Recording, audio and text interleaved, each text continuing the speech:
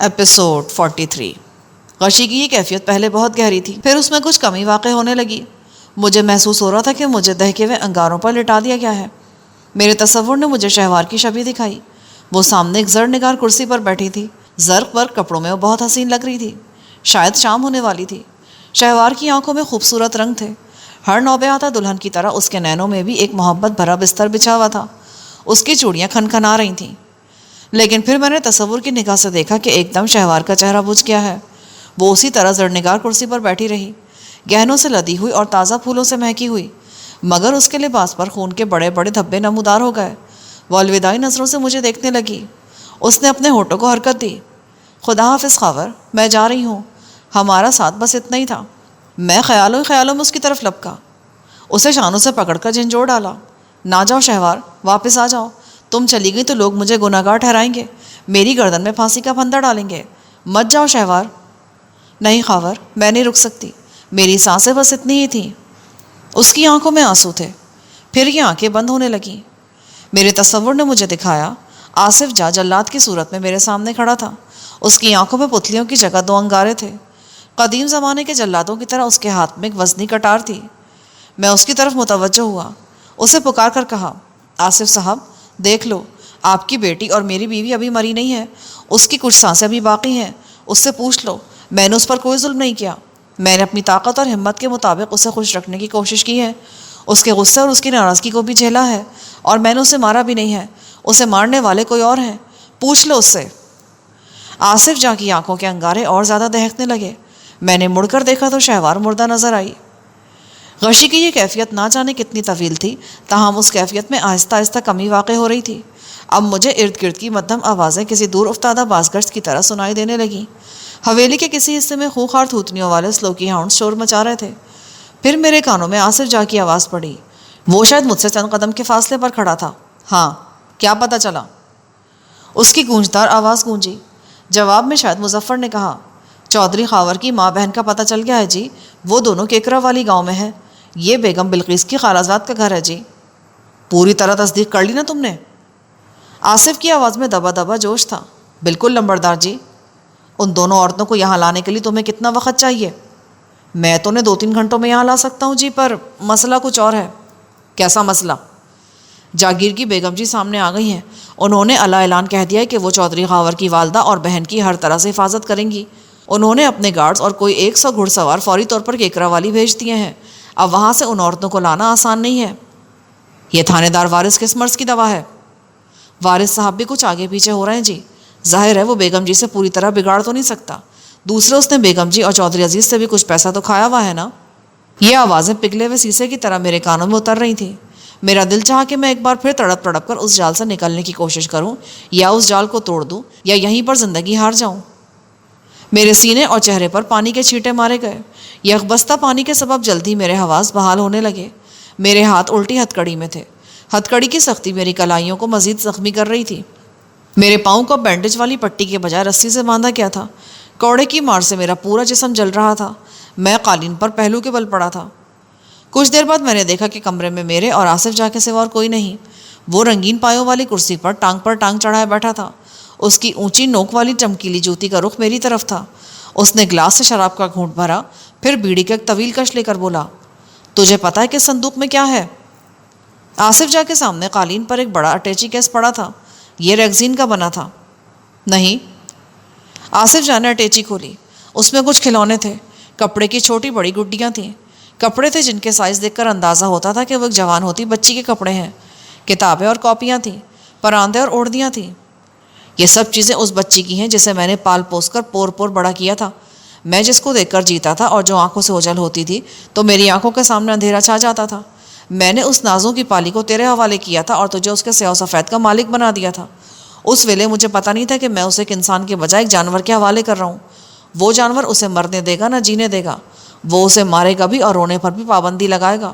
وہ اس کے گھر سے چوٹے کھا کھا کر آئے گی اور میرے سامنے آنسو چھپا چھپا کر مسکرائے گی۔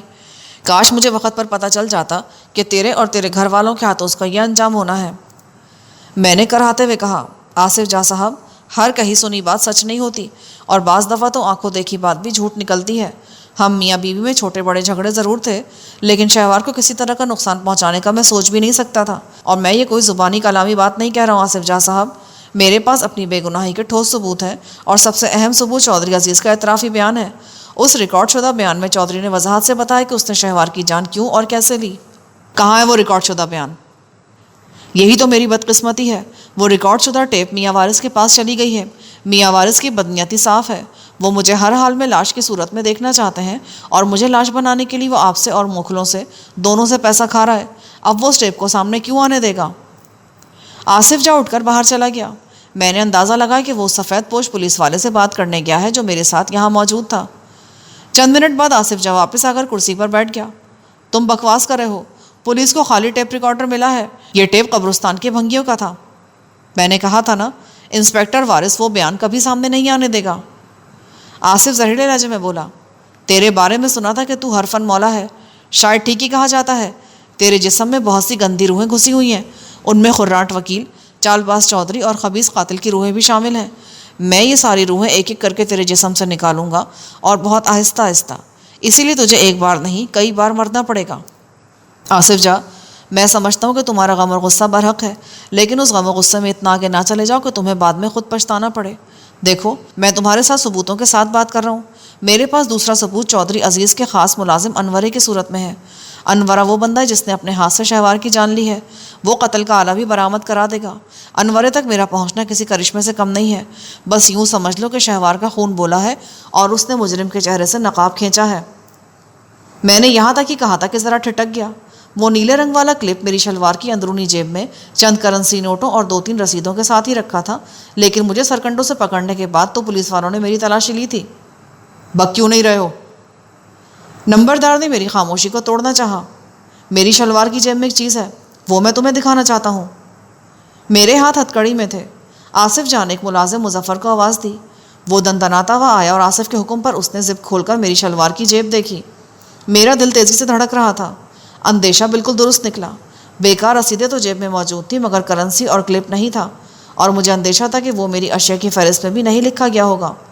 ایسی قیمتی چیزیں ہوشیار پولیس اہلکار کم ہی لکھتے ہیں۔ کیا بات ہے، تم تو کسی کرشمے کی بات کر رہے تھے؟ ہاں، کرشمہ تو ہوا ہے، اور یہی کرشمہ جس کی وجہ سے میں پہلے انورے اور پھر چودھری تک پہنچا، اور مجھے پتہ چلا کہ شہوار کی جان لینے والے اصل بندے کون ہیں۔ اب کچھ بکو گے بھی یا صرف پہلیاں بجھواؤ گے؟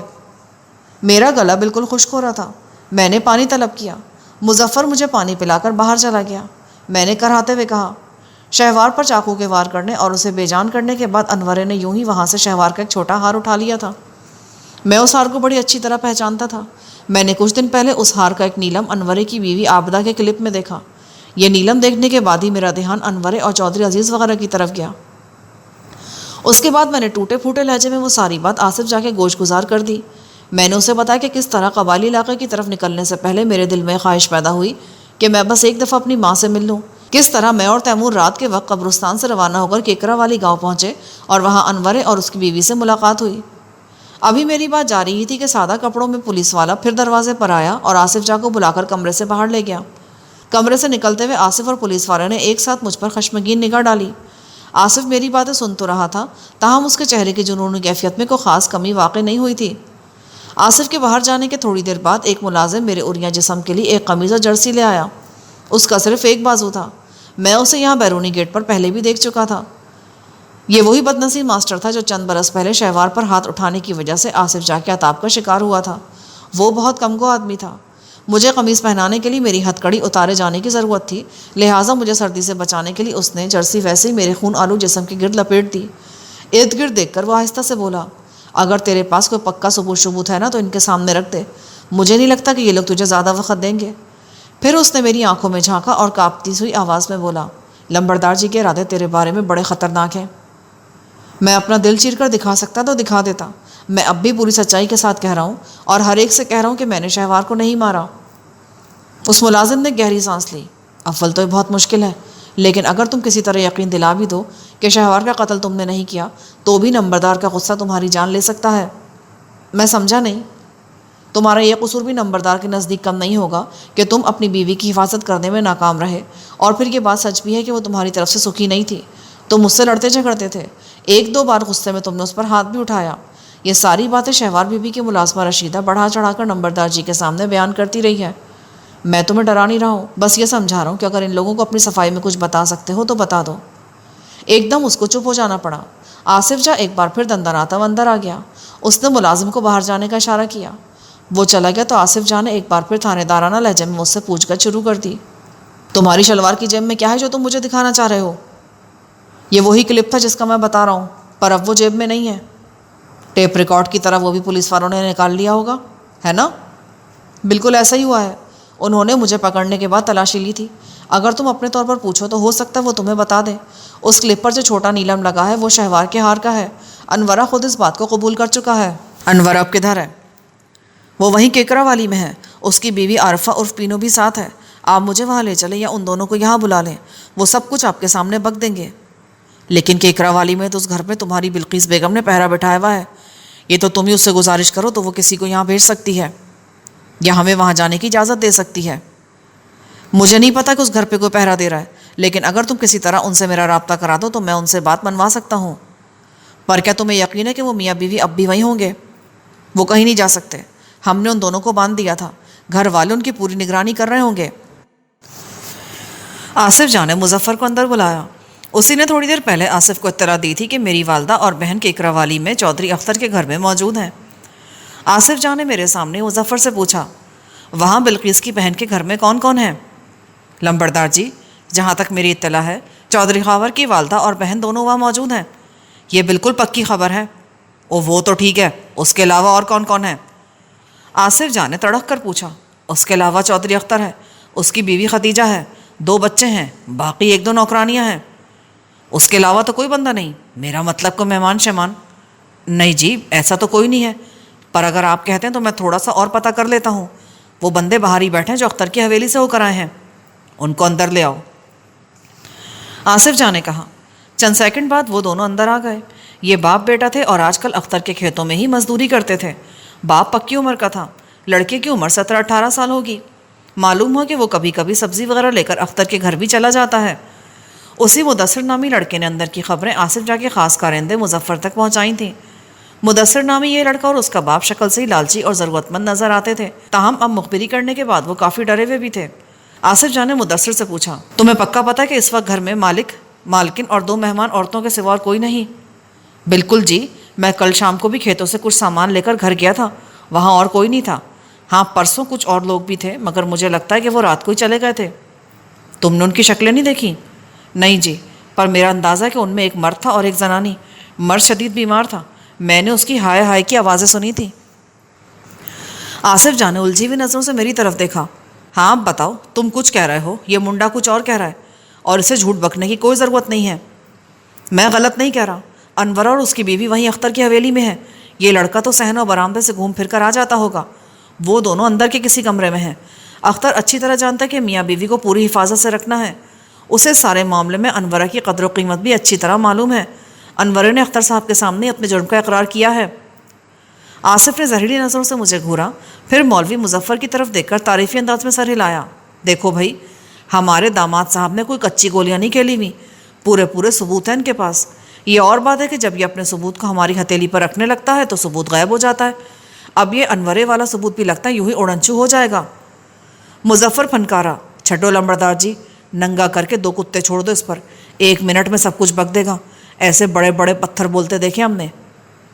کتے تو چھوڑنے ہی چھوڑنے ہیں، لیکن اگر اس کے بجائے اس کے گھر والوں پر چھوڑے جائیں تو نتیجہ ذرا جلدی نکل آئے گا اور اچھا بھی نکلے گا۔ میرا خیال ہے کہ تم ویلا ضائع نہ کرو اور تمہیں جو کہا جا رہا ہے اس پر عمل کرو۔ مولوی مظفر اس بات میں سر ہلاتا باہر چلا گیا۔ سخت سردی کے باوجود پسینہ میری گردن پر چل رہا تھا اور میری ٹانگوں پر رینگ رہا تھا۔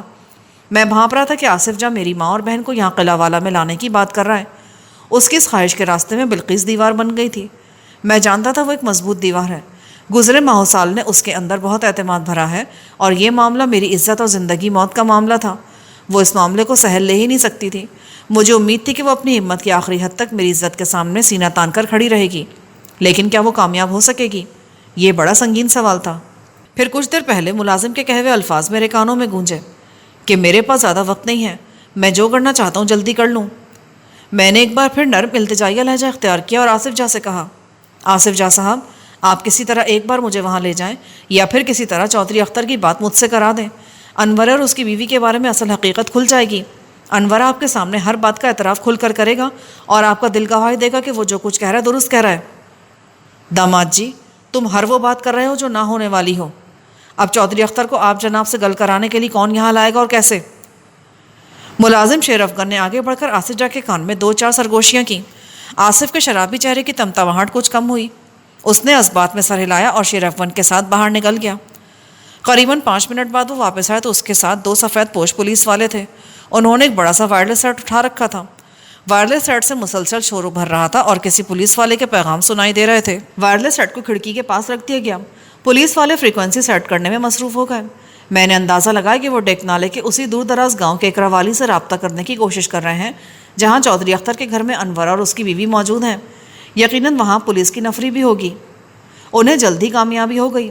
دوسری طرف سے کسی ASI شہباز نے بات کی۔ آصف جان اسے بتایا کہ وہ گاؤں کے زمیندار چودھری اختر سے بات کرنا چاہتا ہے۔ قریباً 10 منٹ بعد ختیجہ کا شوہر اختر وائرلیس سیٹ پر موجود تھا۔ آصف جان نے میری بات اختر سے کرائی، مگر بات کرانے سے پہلے اس نے مجھے بھرا ہوا پستول دکھایا اور سختی سے یہ ہدایت کر دی کہ میں صرف انورے اور اس کی بیوی کے ہی بارے میں بات کروں، دوسری کوئی بھی بات نہیں ہوگی۔ جو ہی اختر نے وائرلیس سیٹ پر میری آواز پہچانی، وہ ہیجانی انداز میں بولنے لگا، خاور، یہ سب کیا ہو رہا ہے؟ کہاں ہو تم؟ تیمور کہاں ہے؟ چودھری عزیز کا قتل ہو گیا ہے، اس کا جنازہ راجوال کی حویلی میں پڑا ہے۔ سنا ہے وہاں قبرستان کے اندر شاہ نواز اور اس کے یار سراج کو بھی گولیاں لگی ہیں۔ سراج وہیں مر گیا ہے اور شاہ نواز کی حالت نازک ہے۔ کیا یہ سب صحیح ہے؟ تم تو خیریت سے ہو نا؟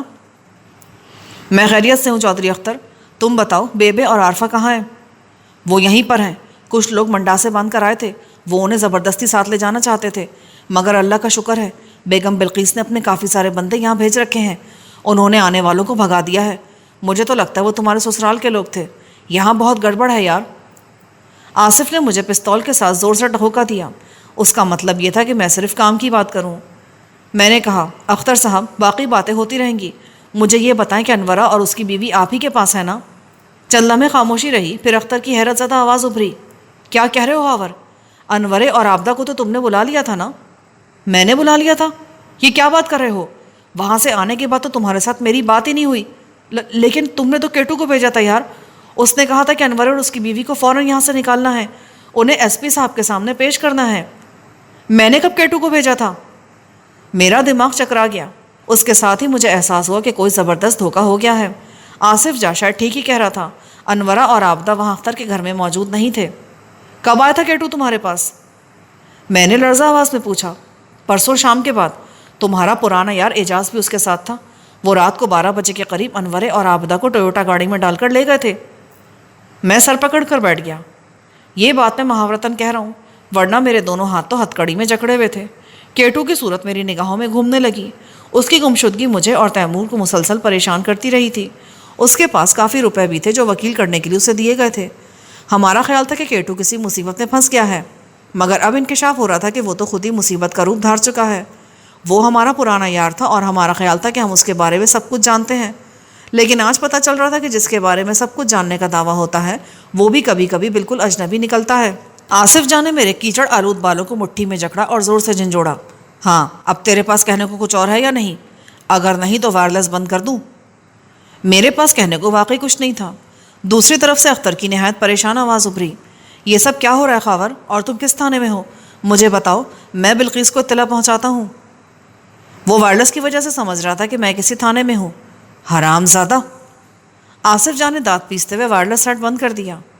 پھر وہ میرے سامنے ہاتھ نچاتے ہوئے بولا، کتے کا بچہ، کتنے درد سے کہہ رہا تھا میں بیگم بلقیس کو اطلاع پہنچاتا ہوں۔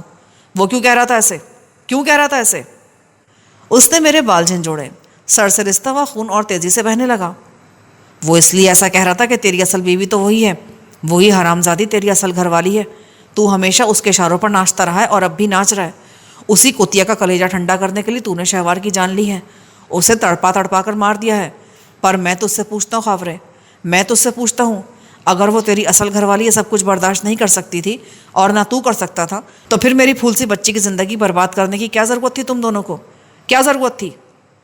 آخر میں وہ اتنے زور سے گرجا کہ دیواریں گونج اٹھی اور اس کے ہاتھ کے گلاس سے سنہرے رنگ کی وسکی اچھل کر دور جا گری۔ میں نے منہ میں جمع ہونے والا خون تھوکتے ہوئے کہا، آصف جا، تم میرے جسم کے ٹکڑے بھی کر دو گے تو ہر ٹکڑے سے یہی آواز آئے گی کہ میں شہوار کا قاتل نہیں ہوں۔ اس کا لہجہ نشے سے چور تھا۔ میں بتاتا ہوں، تم نے شہوار سے شادی کا ناٹک کیوں رچایا؟ اس میں تمہیں ایک نہیں 3 فائدے نظر آئے۔ تم کروڑوں کی جائیداد کے مالک بنے، اس شادی سے تم نے موکھلوں کو الگ تھلگ کر دیا، اور پھر تیسرا سب سے بڑا فائدہ، ہاں سب سے بڑا فائدہ، میری بچی تمہارے اور بلقیس کے گناہوں کے لیے ڈھال بن گئی۔ ہاں 3 فائدے ہوئے تم کو۔ تم اس کے ساتھ راجوال کی حویلی میں رنگ رلیاں مناتے رہے، گناہ کے اندھیرے میں اس کا بستر گرم کرتے رہے، اور میری بچی تمہاری ایک محبت بھری نظر کو ترستی رہی۔ اگر تم نے کبھی بچی کھچی محبت اسے دی بھی تو یہ وہی محبت تھی جو ایک بدتمیز بچے کو کھلونے سے ہوتی ہے۔ وہ اس کو توڑتا مڑوڑتا ہے اور اس کو برباد کر کے خوش ہوتا ہے۔ تم نے 2 مزے حاصل کیے، ایک طرف تمہاری معشوقہ، دوسری طرف کچھ نہ کہنے والی، ہر زخم خاموشی سے سہ جانے والی بیوی۔ تم نے اس کے ساتھ کھیل کھیلا اور آخر میں اس ناگن کی خاطر اس کی زندگی سے کھیل گئے۔ تم انتقام میں اندھے ہو رہے آصف جاں، تمہیں میرے سوا کچھ نظر نہیں آ رہا۔ مجھے تیرے علاوہ تیری ماں اور بہن بھی نظر آ رہی ہیں، اور وہ گندی عورت بھی نظر آ رہی جس کی وجہ سے میری بچی کی جان گئی ہے۔ میری خواہش تو یہی تھی کہ یہ تینوں عورتیں یہاں ہوتی، یا کم از کم تیری ماں اور بہن تو یہاں ہوتی۔ میں انہیں تیری موت کا تماشا دکھا کر بتا سکتا کہ کسی پیارے کی موت کا غم کیا ہوتا ہے، مگر اب لگتا ہے کہ یہ آخری خواہش مشکل سے ہی پوری ہوگی۔ وہ گندی زنانی جسے بیگم بلقیس کہتے ہیں ہوشیار ہو گئی ہے، اس نے وہاں بڑا پکا انتظام کر دیا ہے۔ پھر بھی میں ایک آخری کوشش ضرور کر کے دیکھوں گا۔ میرے کچھ کہنے سے پہلے ہی وہ دندناتا ہوا باہر نکل گیا۔ میں کسی بے بس پرندے کی طرح جکڑا ہوا وہیں یکبستہ قالین پر پڑا رہا۔ آصف جاں نے جو کچھ کہا تھا وہ کانوں میں انگاروں کی طرح دہک رہا تھا۔ وہ میرے گھر والوں کے لیے اور بلقیس کے لیے نہایت گھٹیا الفاظ استعمال کر رہا تھا۔ شراب کے نشے اور انتقام کی آگ نے اسے ہر حد بھلا رکھی تھی۔ اب اللہ کے بعد میری ساری امیدیں بلقیس سے وابستہ تھیں۔ دیکھنا یہ تھا کہ وہ کس حد تک اس زبردست دباؤ کا سامنا کر سکتی ہے، کہاں تک بے بے اور عارفہ کے سامنے دیوار بن سکتی ہے۔